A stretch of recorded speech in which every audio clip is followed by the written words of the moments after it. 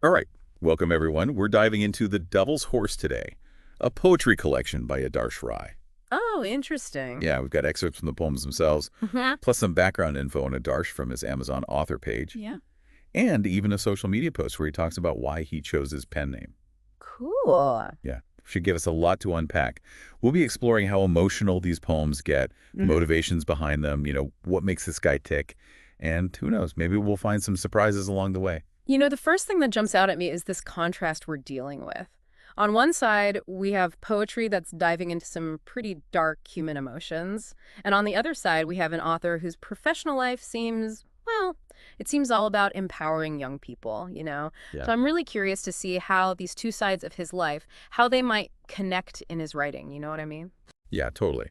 Okay, so let's break it down a bit. The Devil's Horse, it's a collection of 20 poems, and they explore some pretty complex themes, often focusing on the darker aspects of love and relationships. I mean, just look at the tagline, "Embrace the darkness within, where emotions run deep and wild." That hints at a pretty intense journey, Yeah, right? sure.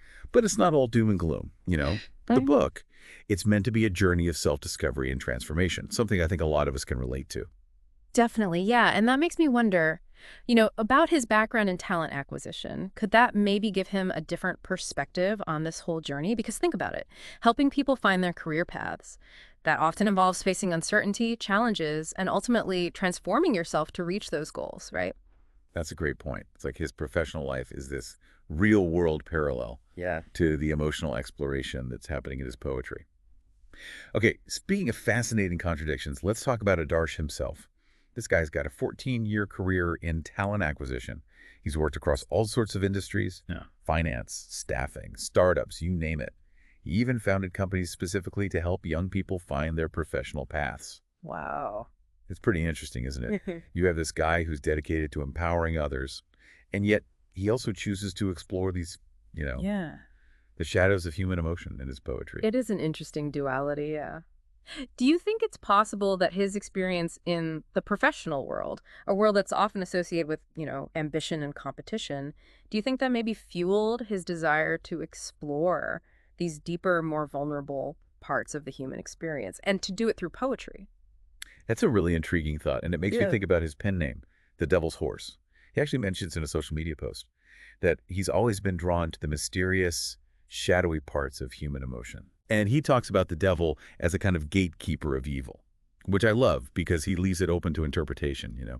What are your thoughts on that? Well, I don't think he necessarily sees the devil as like a literal figure. It's probably more of a symbol of those darker impulses that we all have. Maybe he's saying that confronting those darker parts of ourselves, acknowledging the devil within, maybe that's necessary for growth and self-discovery. It's like you can't really understand the light without exploring the darkness first. I like that interpretation. It definitely ties into those themes of transformation and self-discovery we mentioned earlier. Now, let's dive into the poems themselves and see how these themes actually play out. One of the biggest themes is love, but not the kind of romanticized, perfect love we often see. Right. These poems, they explore all the complexities of love, the joy, the pain, the potential for betrayal, and just the sheer struggle of navigating desire. Yeah, I think that's a key point. The poems seem to embrace this idea that love, in its purest form, is rarely simple or straightforward. It can be messy, passionate, and yes, very painful. And it's within that complexity that we often discover the most about ourselves and about our capacity for both, great love and deep hurt. You said it. And speaking of hurt, betrayal pops up as another major theme, especially within family relationships. There's a line from the poem Betrayal by Family that really stuck with me. It goes, "Lies and deception, the tangled web we weave. When family betrays us, our hearts they grieve." Mm. Oof, it's tough, but it's also a powerful reminder of how deeply those betrayals can affect us. Absolutely. Betrayal by the people we trust the most, especially family, it can be devastating. It really shakes our sense of safety and belonging and often leaves deep emotional scars. Mm. And the way the author uses that tangled web metaphor, it perfectly captures that feeling of being trapped, Yeah. suffocated by the deceit. It's a powerful image that'll resonate with anyone who's gone through that. Yeah, it's so visceral. You can almost feel the weight of those lies. Okay, switching gears a bit. There are also poems that explore solitude and introspection, those moments when we're alone with our thoughts and emotions. Especially when dealing with loss or heartbreak, the poem Trapped in Pain really captures this feeling. He writes, Lost and dismal, I wander through the dark, a soul consumed by pain, with no spark of hope or happiness to guide my way. Yeah, that imagery of wandering in the dark, completely consumed by pain, it speaks to that deep isolation and despair that comes with loss. It's like being trapped in your own emotional turmoil, cut off from any hope or light. What's interesting is how he uses such simple language, but it's so powerful, it evokes a really strong emotional response in the reader. You're so right. The language is deceptively simple, but man, it packs a punch. And this brings me to what I think is one of the most interesting things about this collection. He doesn't just dwell on the negative.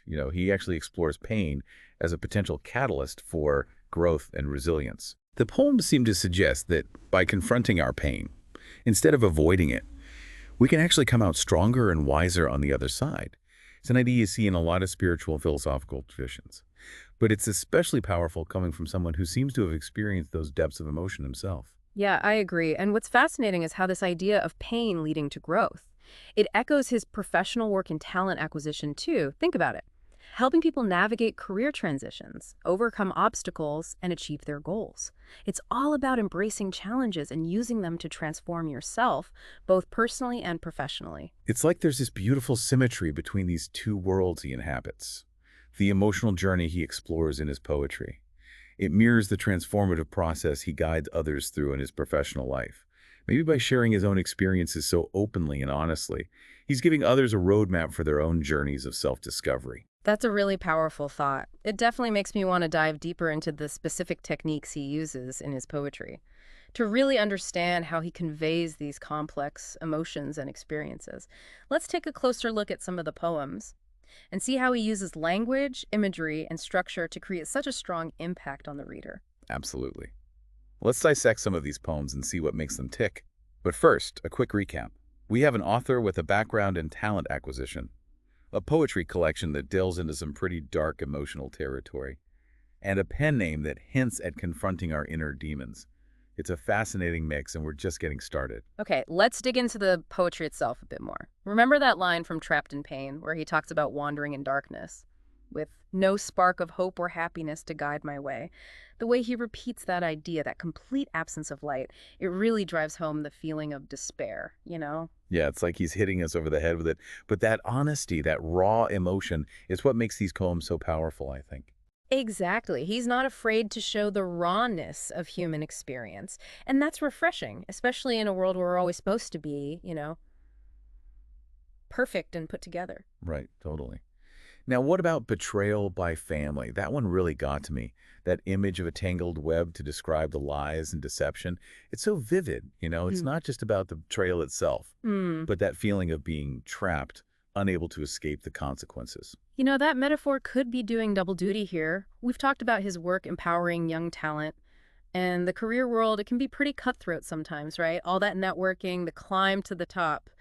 Maybe that web is also a comment on the professional landscape. Hmm, I hadn't thought of it that way. That adds another layer to it, for sure. Yeah, it ties back into that connection between his professional life and his art. Right, maybe those themes of betrayal and deception, they're not just personal for Adarsh. Maybe they reflect some of what he's seen in his own career. It's an interesting thought. Now, let's talk about the devil's dilemma. That one is full of symbolism. He talks about that pull between light and darkness. The line is, "For the light is pure and true, while the darkness is what I knew." It's that classic internal struggle, isn't it? Absolutely. The battle between our better nature and those darker urges. And it's not just a simple good versus evil thing either. Yeah. He says, and yet I cannot resist the allure of its sweet mist, that sweet mist of darkness. It almost sounds seductive, Right? Like he's recognizing how tempting it can be to give in to those darker impulses. Exactly. And that makes it so relatable. We all have our own devils, those temptations that whisper to us. And sometimes it's hard to know which path to choose. It makes you think, too, about whether that devil is always internal. We've talked about betrayal, potentially toxic work environments. Could the devil also represent those external forces, the things that push us towards darkness that are outside of our control? That's a great point. It challenges the traditional idea of the devil as purely internal. It introduces the idea of, systemic or societal devils, things that contribute to our struggles. Okay, let's shift back to Adarsh for a second. We know about his work in talent acquisition, but there's another layer to his professional life. entrepreneurship. Oh, right. Mm. He founded HR Brain Hub and Job Giffey, both aimed at empowering young people. Yeah, It really shows how committed he is to helping others grow and develop, and we can't forget about his 21-step initiative either. exactly. It's another example of his dedication to making a positive impact. It's almost like he's living two lives. Right. By day, he's this successful entrepreneur helping young people achieve their dreams. But then through his poetry, he's exploring this darker side of the human experience, Right. revealing those struggles and vulnerabilities that we don't often see, especially with success. And I think that contrast is exactly what makes his work so interesting. It challenges the idea that success equals happiness, or that successful people are somehow immune to those darker parts of life. Yeah, it's a good reminder that we're all complex beings, Yeah. capable of holding both light and darkness within us. And that's a powerful message, especially for young people. Absolutely. They're figuring out their careers, their lives, and it can be so overwhelming. It's a message that says, hey, it's okay to struggle. It's okay to feel pain. It's okay to face those demons. In fact, those struggles, those dark moments, they can be the things that help you grow and transform the most. Just like Adarsh himself seems to have experienced. Yeah, remember his pen name, the Devil's Horse. He calls the devil the gatekeeper of evil, which we've talked about a bit. But thinking about his work with young people and his focus on empowerment, it takes on a whole new meaning, doesn't it? Yeah, it really does. It suggests that even when you're trying to make a positive impact, even when you're helping others achieve their dreams, you still have to acknowledge that potential for darkness, both within yourself and in the world around you. Oh, for sure. Maybe it's a reminder that true empowerment, it doesn't come from ignoring our darker impulses. It comes from recognizing them, understanding them, and ultimately integrating them into a more complete understanding of ourselves. It's like he's saying, to truly succeed, you have to first face your inner demons. It's a powerful metaphor. Totally. It speaks to the complexities of human nature and the challenges we face in a world where ambition and vulnerability go hand in hand. Okay, so we've explored these really complex themes. We've talked about those interesting contradictions in Adarsh's life, and we've even gotten into the specifics of his poetry. But what does all of this mean for our listener? Why should they care about the Devil's Horse and Adarsh's journey? That is the big question, isn't it? What's the takeaway for our audience? Well, I think one of the most important things we've seen here is the power of perspective. Okay, I like where this is going. Think about it. Adarsh Rai, with his background in talent acquisition, in entrepreneurship, he could have easily written a self-help book, a guide to climbing the corporate ladder. But instead, he chose poetry. He chose to explore that raw, vulnerable side of human experience. Right. And I think that choice speaks volumes. Yeah, it makes you wonder why poetry, right? Yeah. Out of all the ways he could have expressed these ideas. Right. And I think that's where the real takeaway is for our listeners. It shows us that success, achievement, all that external stuff, it's just one part of the story, Yeah. What really shapes us, what makes us human, are the emotions we deal with, the tough times we get through, the darkness we have to confront along the way. So it's about acknowledging the whole human experience, not just the good parts. Exactly. And maybe by understanding those darker parts of ourselves, by really leaning into our vulnerability, we can actually handle the challenges of work, of life in general, with more empathy, more resilience, and more understanding. I love that. It's not about pretending the darkness isn't there. It's about using it. Yeah, using it to fuel our growth, both personally and professionally. It's like that saying, the darkest hour is just before the dawn. Maybe by facing our demons, we're actually creating a brighter future. This has been a really thought-provoking deep dive. We've unpacked so much about the Devil's Horse, the raw emotions, those contradictions in Adarsh's life, and what his pen name really means. But here's one last thing for you to think about. We've talked about how Adarsh's poetry might give us a new way to look at the challenges of work, especially the emotional side of things. But what about the other way around? How does his work in talent acquisition, in empowering others, how does that affect his poetry? Could it be that his understanding of what young people go through, their hopes, their fears, their dreams, does that give his poetry an even deeper meaning? That's a great question to leave our listeners with. It makes you think about how these two sides of his life, they feed into each other. And it reminds us that people are complex, that different parts of their lives can come together in unexpected ways. And that's what I love about these deep dives. We find these unexpected connections, we get new ideas. And we always end up with more questions than answers. If any of this resonated with you, if you're curious about how poetry can explore those deep human emotions, I definitely recommend checking out The Devil's Horse. It's a journey of self-discovery you won't want to miss.